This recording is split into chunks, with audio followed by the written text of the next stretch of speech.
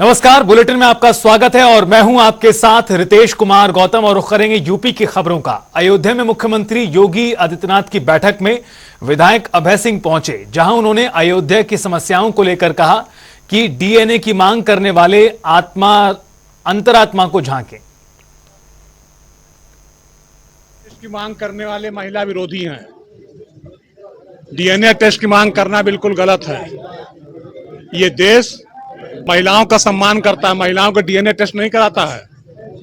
यहाँ माँ दुर्गा पूजी जाती है, महिला के रूप में माता लक्ष्मी पूजी जाती है, माँ सरस्वती पूजी जाती है। और जो लोग डीएनए टेस्ट कराते हैं उनको अपने अंतर में झांकना चाहिए। ये महिला विरोधी बात है, महिलाओं का अपमान करने वाली बात है, बहन और बेटियों का अपमान करने वाली बात है डीएनए टेस्ट कराने।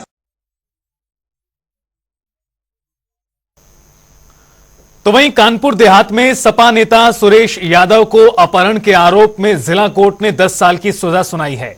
दरअसल बुजुर्ग महिला पिछले 21 सालों से अपने बेटे के अपहरण को लेकर न्याय की गुहार लगा रही थी, जिस पर आज जिला कोर्ट ने अपना फैसला सुनाया।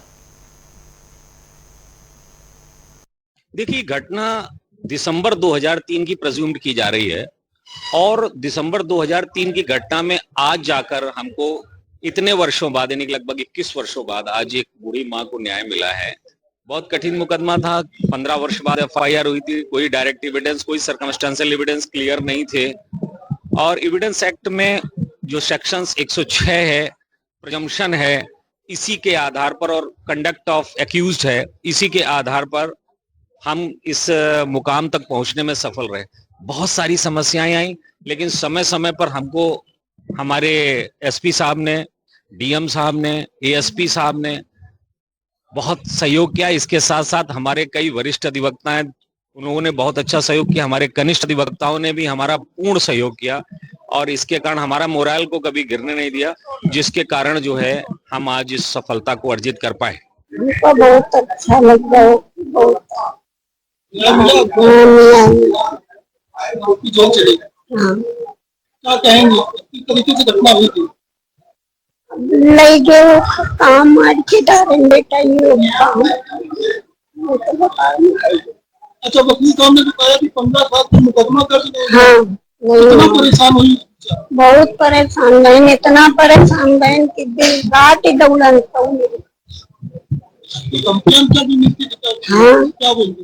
ये बोला कि माता भी तुम्हारे कहीं मिलेंगे और मामा तुम्हारे कहीं मिलेंगे और काला बहन तुम्हारी कहीं मिलेगी, मरी मिलेगी। लेकिन आपने हार नहीं मानी, किस साल में बेटे की लड़ाई लड़ी? हार नहीं मानी, हम इलाहाबाद तक गए।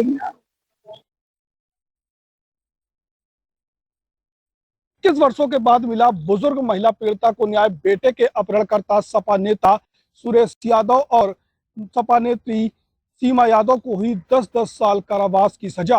आपको बता दें, मामला वर्ष 2003 का है, जब बुजुर्ग महिला सूरजदेई का बेटा लापता हो गया था, जिसके बाद से लगातार सूरजदेई बेटी के अपहरण कर उसकी हत्या किए जाने के मामले में सपा नेता सूरज यादव और महिला सीमा यादव के खिलाफ मामला दर्ज कराने के लिए दर दर भटकती रही, लेकिन उसकी सुनने वाला कोई नहीं, क्योंकि उस समय सुरेश यादव सपा का नेता हुआ करता था, जिसका जलवा कानपुर देहात में चलता था। आपको बता दें कि उत्तर प्रदेश में सरकार बदलने के बाद वर्ष 2018 में सपा नेता सुरेश यादव और सपा नेत्री सीमा यादव के खिलाफ अपहरण की धाराओं में मामला दर्ज हुआ।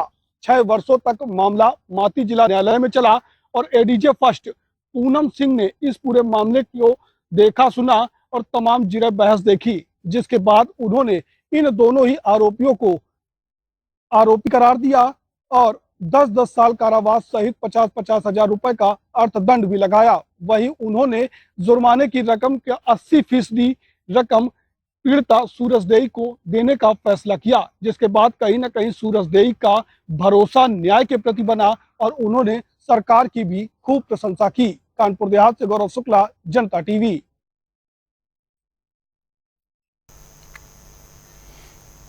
और चलिए बुलेटिन में आगे बढ़ते हैं और अब आपको खबरें दिखाएंगे खास कार्यक्रम जनता रिपोर्टर में।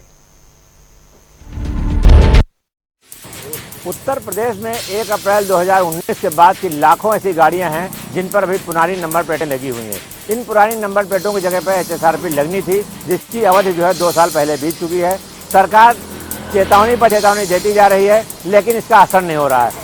सरकारी गाड़ियों पर कई जितनी सरकारी गाड़ियां हैं, कम से कम 25% सरकारी गाड़ियां होंगी खुद पुरानी नंबर प्लेटें उन पर लगी हुई हैं और उन पर जो है नई नंबर प्लेट नहीं लग सकती है। इसको लेकर के आज जो है परिवहन आयुक्त चंद्रभूषण सिंह ने आदेश जारी किए हैं कि जो पुरानी नंबर प्लेटें हैं उन लोग हटा लें, अन्यथा जो चेकिंग होने पर उन पर जुर्माना किया जाएगा और ये 5,000 रुपये जुर्माना वसूला जाएगा। तो ऐसे मामले में जो पुरानी गाड़ियाँ चल रही हैं और नंबर प्लेटें उन्हें पुरानी लगी हैं, तो अगर नंबर प्लेट नहीं लगाते हैं तो चेकिंग उन्हें जो है इसका खामियाजा भुगतना पड़ सकता है। और इस दूसरी तरफ एक समस्या भी आती है, लोगों का कहना है कि जो HSRP बनाने वाली कंपनियां हैं उनकी साइट पर बहुत भीड़ है और वहां पर लोगों की बुकिंग नहीं हो पा रही है, इस पर नंबर प्लेटें नहीं बना पा रहे हैं। लेकिन फिर भी प्रशासन कह रहा है कि बहुत समय दिया जा चुका है, अब किसी के जो है हम बात नहीं सुनेंगे और अब एक्शन करेंगे और वो एक्शन जल्द ही शुरू होने की उम्मीद है। लेकिन लोगों को जरूर है कि उन्हें खुद जो है चाहिए अपनी नंबर प्लेटें अपडेट करा लें और नई नंबर प्लेट HSRP लगा करके इस जुर्माने से बच सकते हैं। कैमरा पर्सन रियाज के साथ TN मिश्रा, जनता TV, लखनऊ। मेरठ के बहुचर्चित ट्रिपल मर्डर केस में आज अदालत ने फैसला सुनाते हुए इस मामले में 10 दोषियों को आजीवन कारावास की सजा सुनाई है। दरअसल मेरठ के थाना कोतवाली इलाके में सन 2008 में महिला से प्रेम प्रसंग के चलते 3 युवकों की गोली मारकर निर्मम हत्या कर दी गई थी। इस मामले में पुलिस ने 14 लोगों को आरोपी बनाया था। हालांकि 2 लोगों की इसमें मौत हो गई है, जबकि एक जो आरोपी था वो जुवेनाइल कानून के तहत बच गया। इसके अलावा जो एक आरोपी है उसकी फाइल अभी विचाराधीन चल रही थी। आपको बता दें कि 2008 के इस मामले में 16 साल लंबे चले मुकदमे के बाद आज अदालत ने ये फैसला सुनाया है। सभी 2008 में एक महिला से प्रेम प्रसंग के चलते 3 युवकों की निर्मम हत्या कर दी गई थी। इस मामले के बाद मेरठ शहर में काफी हंगामा और बवाल मचा था। तमाम राजनीतिक संगठन जो थे वो सड़कों पर आ गए थे। आपको बता दें कि 16 साल लंबे चले इस मुकदमे में आखिरकार आज कोर्ट ने अपना फैसला सुनाया है और कुल 10 लोगों को आजीवन कारावास की सजा सुनाई है। मेरठ से सरफराज। संगम नगरी प्रयागराज में लगातार गंगा यमुना के जल स्तर में वृद्धि हो रही। बता दें प्रति 3 घंटे पर 1 सेंटीमीटर पानी बढ़ रहा है और जैसे अगर बात करी जाए पापामऊ की तो 78 के पार है और साथ ही 76 के पार। अयोध्या में हुए गैंगरेप के बाद अब रायबरेली जनपद में भी उसका असर देखने को मिल रहा है।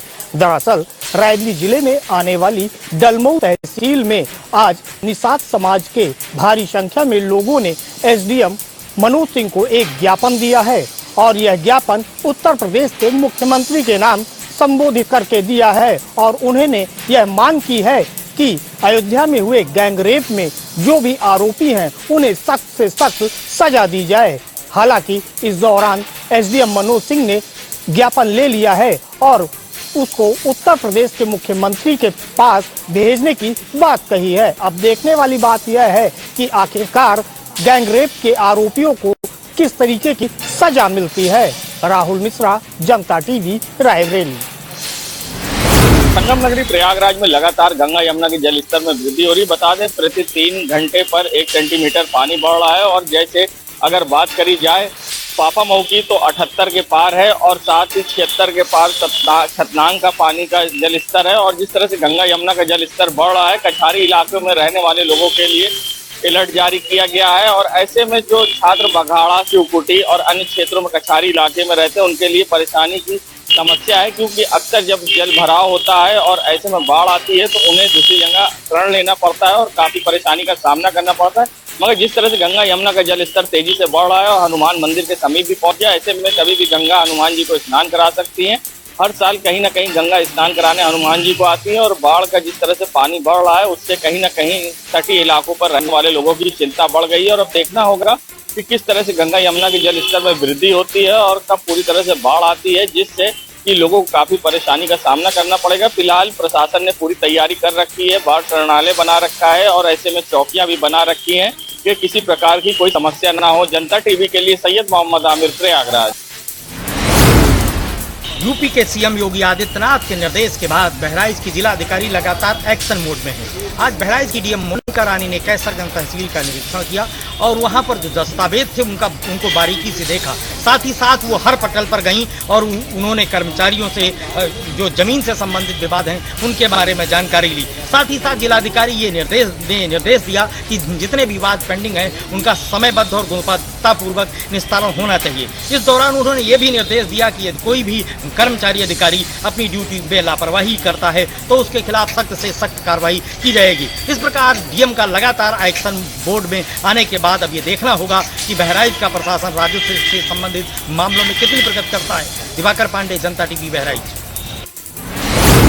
उन्नाव के पूर्वा कोतवाली क्षेत्र की रहने वाली महिला ने आज सीएम आवास के सामने आत्मदाह का प्रयास किया है।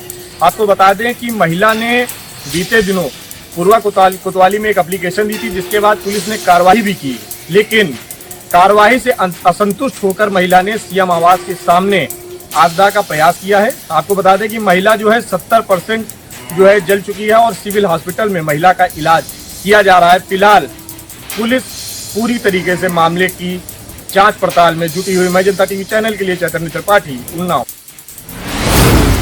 बाराबंकी जिले में एक अनोखी लड़ाई आई सामने, पुलिस से हुई कार्रवाई की मांग। दरअसल बाराबंकी जिले में एक फीमेल डॉग और मुर्गे के लिए दो पक्षों में जोरदार बहस हो गई, जिसके बाद मामला अब पुलिस के पास पहुंच चुका है।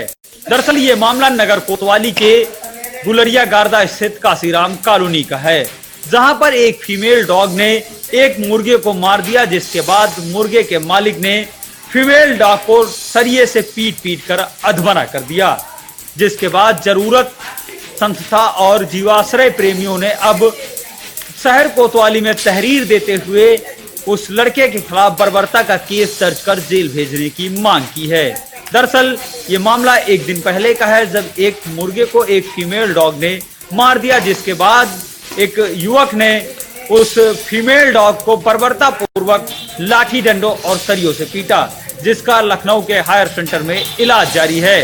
इसके बाद लोगों ने नगर कोतवाली में तहरीर देते हुए लड़के की गिरफ्तारी की मांग की है। पुलिस के सामने पहुंची इस अनोखी लड़ाई के विरुद्ध अब पुलिस छानबीन कर रही है और आगे की कार्रवाई में जुटी है। चमन मिश्रा, जनता टीवी, बाराबंकी। अलीगढ़ मुस्लिम विश्वविद्यालय पर लगातार छात्र प्रदर्शन करते नजर आ रहे हैं। इसी को लेकर एक प्रदर्शन आज किया गया है, जहां छात्रों ने मानसिक रूप से उत्पीड़न करने का आरोप लगाते हुए बताया है कि सुलेमान हॉल पर जो है प्रोवेस्ट के पोस्टर लगा दिए गए हैं, जिससे छात्रों को काफ़ी दिक्कतों का सामना करना पड़ा है। छात्रों का कहना यह है कि लगातार एएमयू प्रशासन छात्रों को उत्पीड़न कर रहा है, जिससे छात्र मानसिक रूप से प्रताड़ित हो रहे हैं। लगातार मांग करने के बावजूद भी एएमयू प्रशासन इस ओर ध्यान नहीं दे रहा है, जिसको लेकर छात्र सड़कों पर उतरे हुए हैं। अलीगढ़ से जनता टीवी के लिए ज़ैड खान की रिपोर्ट।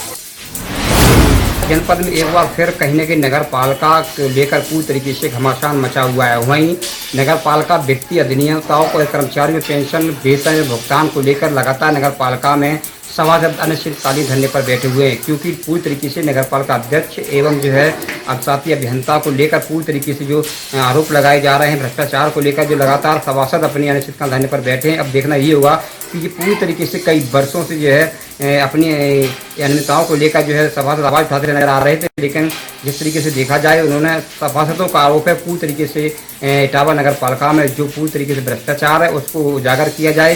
तो इसको देखते हुए लगातार नगर पालिका अध्यक्ष एवं जो है सभासदों के बीच पूरी तरीके से कई महीनों से लगातार तनातनी चली आ रही है। अब देखना ये होगा कि इससे पूरी तरीके से आपसी मतभेद के कारण लगातार विकास कार्यों को एक रोड़ा बनता हुआ नजर आ रहा है। कैमरा पर्सन राम कुमार राजपूत, जनता टीवी, इटावा।